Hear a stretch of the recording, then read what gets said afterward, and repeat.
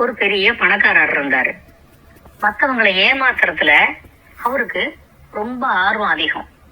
அத மாதிரி அவர்கிட்ட ஒருத்தர் ஏமாறும் போது அதுலேருந்து தனக்கு ரொம்ப கம்மியான பணம் கிடைக்குதா இல்ல அதிகமான பணம் கிடைக்குதா அப்படிங்கறத பத்தி அவரு ரொம்ப கவலைப்பட மாட்டாரு.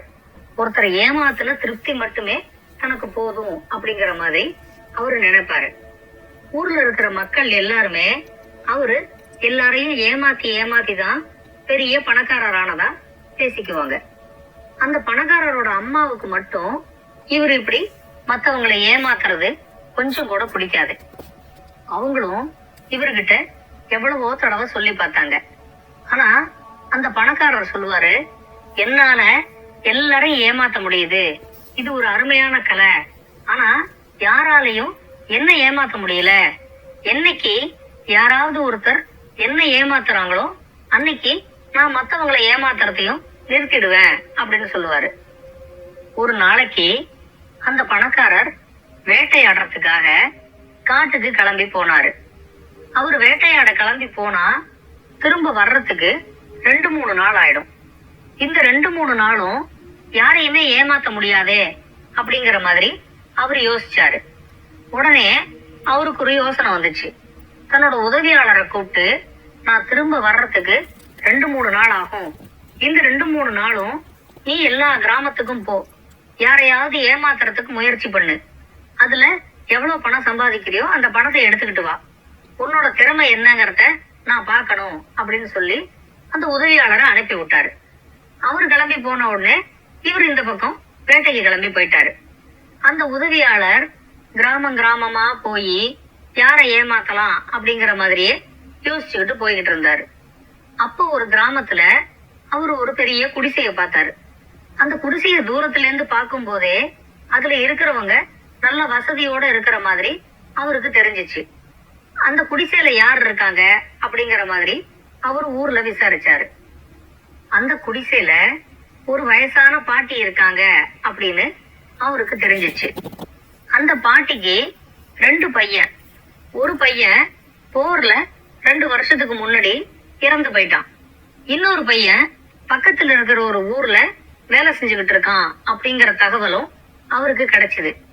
உடனேயே அவரு முடிவு பண்ணிட்டாரு, இந்த பாட்டிய ஏமாத்துறது ரொம்ப சுலபம், இவங்களை ஏதாவது ஏமாத்தி பணத்தை எடுத்துக்கிட்டு போலாம் அப்படிங்கிற மாதிரி முடிவு பண்ணி நேரா அந்த பாட்டி வீட்டுக்கு போனாரு. அந்த பாட்டி கிட்ட, நானும் ஒரு ராணுவ வீரன் தான், ஒரு போர்ல நானும் இறந்து 2 வருஷத்துக்கு மேல ஆகுது, உங்க பையனும் நானும் ஒரே அறையில தான் சொர்க்கத்துல தங்கி இருக்கிறோம், நான் என்னோட அம்மாவை பாக்குறதுக்காக இங்க வரப்போறேன் அப்படின்னு சொன்ன உடனே உங்க பையன் என்னோட அம்மாவையும் பாத்துட்டு வா அப்படின்னு சொல்லி உங்களை பாக்குறதுக்காக என்ன அனுப்பியிருக்கிறாரு அப்படின்னு சொன்னான். அதை கேட்ட உடனே அந்த பாட்டிக்கு கொஞ்சம் ஆச்சரியமாயிடுச்சு. அவங்க ரொம்ப அப்பாவியா என்னோட பையன் என்ன நல்லா ஞாபகம் வச்சுக்கிட்டு என்ன பாத்துட்டு வர சொல்லி உன்னை அனுப்பியிருக்கிறானா, அவன் சந்தோஷமா சௌரியமா இருக்கிறானா அப்படிங்கிற மாதிரி கேட்டாங்க.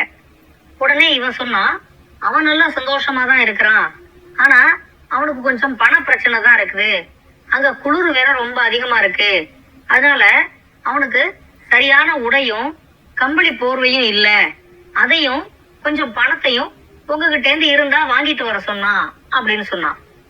அந்த பாட்டியும், அப்படியாப்பா, நீ ஒரே ஒரு நாளைக்கு என்னோட இந்த வீட்டுல தங்கிரு, நாளைக்குள்ள என்னோட பையனுக்கு தேவையான உடைகளையும் கம்பளி போர்வையையும் அவனுக்கு நான் ஒரு 1000 வெள்ளிக்காசையும் தரேன், அதை எடுத்து கொண்டு போய் அவங்கிட்ட கொடுத்துரு அப்படின்னு சொன்னாங்க. இவனும் ஒரே ஒரு நாளைக்கு அந்த பாட்டி வீட்டுல தங்கி இருந்தான். பாட்டி நல்லா சமைச்சு போட்டாங்க, அங்கேயே சாப்பிட்டுட்டு படுத்து தூங்கினான். அடுத்த நாளைக்கு பாட்டி நிறைய புதிய உடைகளையும் கம்பளி போர்வையையும் 1000 வெள்ளிக்காசையும் இவங்கிட்ட கொடுத்தாங்க. அதை எடுத்துக்கிட்டு அவன் நேர மறுபடியும் பணக்காரரோட வீட்டுக்கு போனான். கண்டிப்பா அந்த பணக்காரர் தன்னுடைய திறமைய பாராட்டி தனக்கு நிறைய பரிசெல்லாம் கொடுப்பாரு அப்படிங்கிற மாதிரி இவன் எதிர்பார்த்தான். அடுத்த நாளைக்கு அந்த பாட்டியோட 2வது பையன் ஊருக்கு வந்தான். பாட்டி அவங்கிட்ட நடந்தது எல்லாத்தையும் சொன்ன உடனே அவனுக்கு புரிஞ்சிருச்சு, யாரோ ஒருத்தர் தன்னோட அம்மாவை நல்லா ஏமாத்தி பணத்தையும் புதிய உடைகளையும் வாங்கிக்கிட்டு போயிருக்கிறாங்க அப்படின்னு தெரிஞ்சுக்கிட்டான். அத மாதிரியா ஏமாத்துற ஒரே ஆளு அந்த பணக்காரரும் அவரோட ஆட்களும் தான் அப்படிங்கறதும் அவனுக்கு தெரிஞ்சிச்சு. உடனேயே அவன் அவங்க அம்மா கிட்ட, உன்னை யாரோ ஒருத்தர் நல்லா ஏமாத்திட்டு போயிருக்கிறாங்க, அவங்களுக்கு நான் சரியான பாடம் ஒண்ணு கத்து கொடுக்க போறேன் அப்படின்னு சொல்லிட்டு அங்கிருந்து கிளம்பி நேரம் பணக்காரர் இருக்கிற ஊருக்கு வந்து சேர்ந்தான். பணக்காரர் அப்பையும் வேட்டையில இருந்து திரும்ப வரல. கொஞ்சம் தொலைவுல இருந்து அந்த பணக்காரரோட வீட்டை இவன் கவனிச்சுக்கிட்டு இருக்கும் போது அந்த பணக்காரரோட மனைவி மாடியில இருந்து வெளியே வேடிக்கை பார்த்துக்கிட்டு இருக்கிறது இவனுக்கு தெரிஞ்சிச்சு. அந்த பணக்காரரோட வீட்டு தோட்டத்துல ஒரு பன்னி அதோட 7 குட்டிங்களோட மேய்ஞ்சுகிட்டு இருக்கிறதையும் இவன் பார்த்தான். உடனே நேரா ஓடி போய் அந்த பன்னிய விழுந்து வணங்கினான். அந்த பன்னி கிட்ட ஏதோ பேசுற மாதிரி இவன் நடிச்சுக்கிட்டு அங்கேயே நின்னுகிட்டு இருந்தான். இப்போ மாடியில இருந்து பணக்காரரோட மனைவி இவன் பன்னிய விழுந்து வணங்கினதையும் பன்னிக்கிட்ட ஏதோ பேசுறதையும் பார்த்தாங்க. இவனை ஒரு பைத்தியம் அப்படிங்கிற மாதிரி அவங்க நினைச்சுக்கிட்டாங்க. உடனே தன் கீழே இருக்கிற ஒரு பணிப்பெண்ணை கூப்பிட்டு, அங்க பாரு, ஒரு பைத்தியம் இந்த பன்னிய வந்து வணங்கிட்டு அந்த பன்னிக்கிட்ட என்னவோ கேட்டுக்கிட்டு இருக்குது, அது என்னன்னு போய் விசாரிச்சுக்கிட்டு வா அப்படின்னு சொல்லி அந்த பணிப்பெண்ணை அனுப்பிச்சாங்க. அந்த பணிப்பெண்ணும் இவங்கிட்ட விசாரிச்சுட்டு மறுபடியும் அந்த பணக்காரரோட மனைவி கிட்ட போய், அவரோட பொண்ணுக்கு கல்யாணம் வச்சிருக்கிறாராம், அதுக்காகத்தான் இந்த பன்னியையும் அதோட குட்டிங்களையும் அந்த கல்யாணத்துக்கு அழைச்சுக்கிட்டு போறதுக்காக வந்திருக்கிறாராம். இந்த பன்னியோட குட்டிங்கள்லாம் தான் அந்த மணப்பெண்ணுக்கு கல்யாணத்தும் போது தோழியா இருக்கணும் அப்படின்னு வேற சொல்றாரு அப்படின்னு சொன்னாங்க. அதை கேட்ட உடனே அந்த பணக்காரரோட மனைவி விழுந்து விழுந்து சிரிச்சாங்க. இந்த மாதிரி ஒரு பைத்தியத்தை நீ உன்னோட வாழ்க்கையில பாத்திருக்கிறியா? நீ முதல்ல போய் அவனை இங்க கூட்டிக்கிட்டு வா அப்படின்னு சொன்னாங்க. இந்த பணிப்பெண்ணும் கீழே இறங்கி வந்து இவனை மாடிக்கு கூட்டிகிட்டு போனாங்க. இவன் அந்த பணக்காரரோட மனைவி கிட்டையும் தன்னோட மகளுக்கு திருமணம் நிச்சயம் பண்ணிருக்கிறதாவும், திருமணத்துக்கு இந்த பன்னியையும் அதோட 7 குட்டிங்களையும் தயவு செஞ்சு அனுப்பி வைக்கணும், இந்த பன்னியோட குட்டிங்கள்லாம் தான் என்னோட மகளுக்கு திருமணத்தும் போது தோழியா இருக்கணும் அப்படின்னு திரும்ப அதையே சொன்னான். அதை கேட்ட உடனே அந்த பணக்காரரோட மனைவி சொன்னாங்க, நான் பன்னியையும் அதோட குட்டிங்களையும் உன் கூட அனுப்பி வைக்கிறேன், ஆனா திருமணம் முடிஞ்ச உடனே ஜாக்கிரதையா நீ திரும்ப அவங்கள கொண்டாந்து இங்க விட்டுடணும் அப்படின்னு சொன்னாங்க. அவனும் சரின்னு சொன்னான். அவனுக்கு ஒரு குதிரை வண்டியும் கொடுத்து அந்த பன்னியையும் அதோட 7 குட்டிங்களையும் அவன் கூட அவங்க அனுப்பி விட்டாங்க. இவனோட மகள் திருமணத்துல நடக்க போற பிரச்சனைகள் எல்லாம் அவங்க எண்ணி பார்த்து சிரிச்சுக்கிட்டு இருந்தாங்க. இவன் குதிரை வண்டியில பன்னியையும் அதோட 7 குட்டிங்களையும் எடுத்துக்கிட்டு அங்கேருந்து கிளம்பி இவனோட ஊருக்கு வர ஆரம்பிச்சான். அப்பதான் அந்த பணக்காரர் வேட்டைய முடிச்சிட்டு வீட்டுக்கு வந்து சேர்ந்தாரு. அவர்கிட்ட அவரோட மனைவி நடந்ததை எல்லாத்தையும் சொல்லி கல்யாணத்துக்கு பன்னியையும் அதோட குட்டிங்களையும் குதிரை வண்டியில அனுப்பினதை பத்தியும் சொன்னாங்க. உடனே அந்த பணக்காரருக்கு பயங்கர கோபம் வந்துருச்சு. நீ இவ்வளவு பெரிய ஏமாளியா இருப்பேன்னு நான் நினைக்கவே இல்ல. உன்னை ஒருத்தன் நல்லா ஏமாத்தி ஒரு பன்னியையும் 7 குட்டிங்களையும் ஒரு குதிரை வண்டியும் உங்ககிட்ட இருந்து வாங்கிட்டு போயிட்டான்.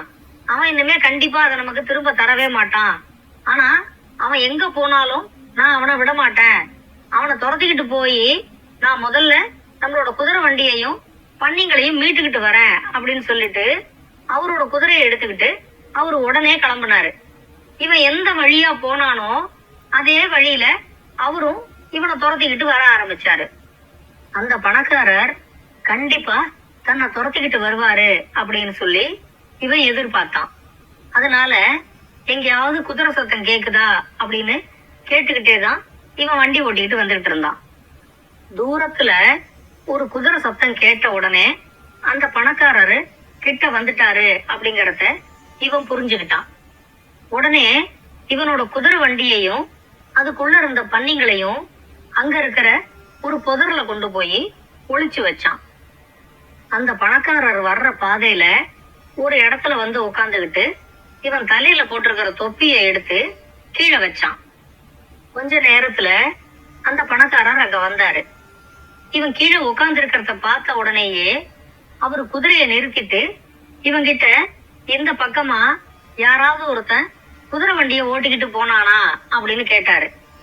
உடனே இவன் அவர்கிட்ட, ஆமாங்க, கொஞ்ச நேரம் முன்னாடி ஒருத்தன் குதிரை வண்டியை ஓட்டிக்கிட்டு இந்த பக்கமா போனான், அந்த குதிரை வண்டிக்குள்ள நிறைய பன்னிங்க வேற இருந்துச்சு அப்படின்னு சொன்னான்.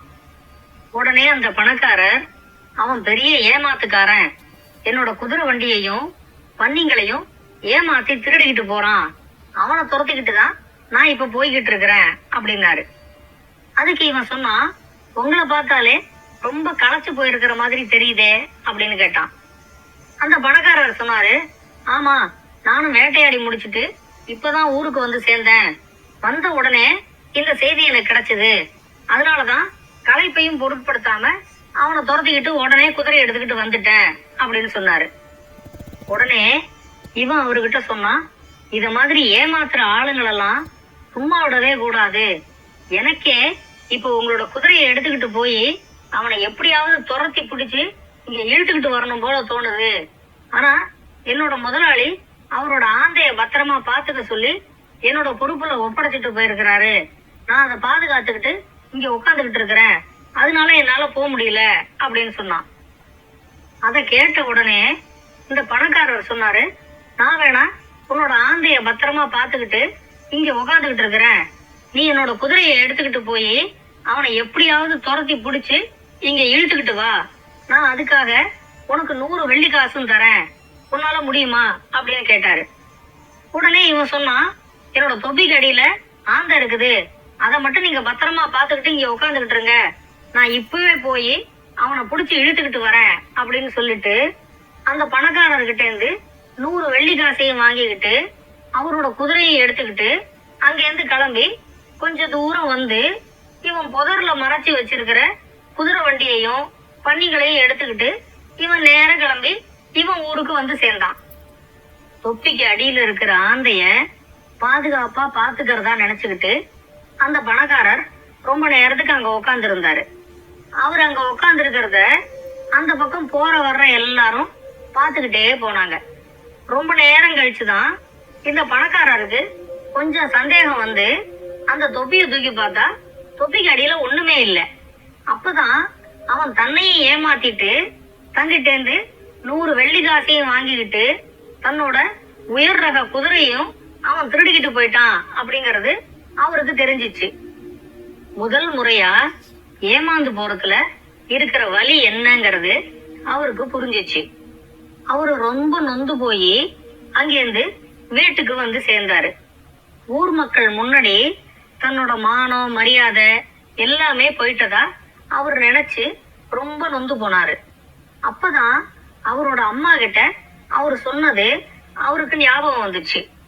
ஏமாத்துறது ஒரு கலை, என்னால எல்லாரையும் ஏமாத்த முடியுது, ஆனா யாராலையும் என்ன ஏமாத்த முடியல. என்னைக்கு யாராவது ஒருத்தர் என்ன ஏமாத்துறாரோ அன்னியோட மத்தவங்கள நான் ஏமாத்துறத விட்டுடுறேன் அப்படின்னு அவரோட அம்மா கிட்ட அவர் சொன்னது அவர் ஞாபகத்துக்கு வந்துச்சு. ஒவ்வொருத்தரையும் நாம ஏமாத்தும் போதும் அவங்களுக்கும் அது இப்படித்தானே வலிச்சிருக்கும் அப்படின்னு சொல்லி அவரு யோசிக்க ஆரம்பிச்சாரு. அதுல இருந்தே மத்தவங்களை ஏமாத்தணும் அப்படிங்கிற நினைப்பே அவருக்கு வரதில்லை. அவரு நல்லவரா மாறி யாரையுமே ஏமாத்தாம ரொம்ப வருஷத்துக்கு சந்தோஷமா இருந்தாரு. நல்லா இருந்துச்சா அந்த கதை? இந்த கதை உங்களுக்கு பிடிச்சிருந்தா லைக் பண்ணுங்க, கமெண்ட் பண்ணுங்க, ஷேர் பண்ணுங்க.